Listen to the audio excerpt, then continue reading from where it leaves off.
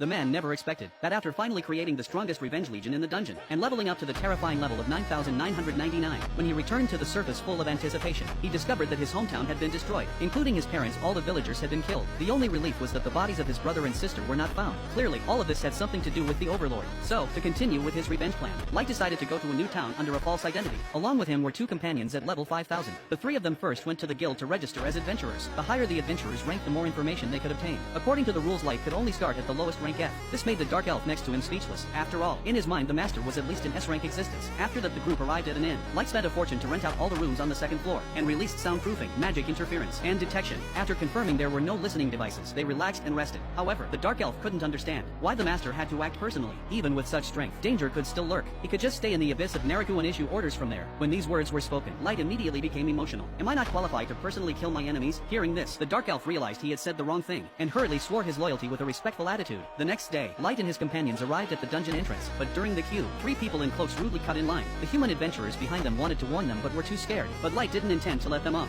He directly stepped forward and gave them a lesson. The angry elf wanted to start a fight, but was stopped by his teammate. Causing a disturbance here was not the best plan. After that, the group successfully entered the dungeon. The scenery here was completely different from the surface. Monsters were everywhere. To complete the task in the shortest time possible, Light activated three cards: Eagle Eye, Hidden Presence, and Flight. As they flashed through, the earlier elf was still holding a grudge. He was the heir to the Overlord bloodline of heroes, and the youngest genius knight of the Elven Kingdom. Yet, he had just been scolded by a weak human. What angered him even more was that he couldn't break through level 1500. At this point, the healer told the elf not to be angry. Their target was the giant on the third level. Once they obtained the materials, they could break through the level cap. After all, the elves had already reached level 1500, and breaking through that limit was very difficult. However, neither of them expected that while they were still dealing with small monsters on the first level, on the other side, Light and his companions had already cleared the third level. After collecting the magic stones, they were about to return but found that the human party that had cut in line earlier was now fighting a group of goblins. Three young boys were leading the charge, and a magical girl was providing support from behind. Logically, there shouldn't be any danger, but they had overlooked enemies not in front of them. Fortunately, Light stepped in just in time to help them. As they lowered their heads to thank him, suddenly, a dangerous presence came from behind, and soon, a group of magic wolves charged out from the forest. But Light reminded them that the real enemy was still behind. そのバカな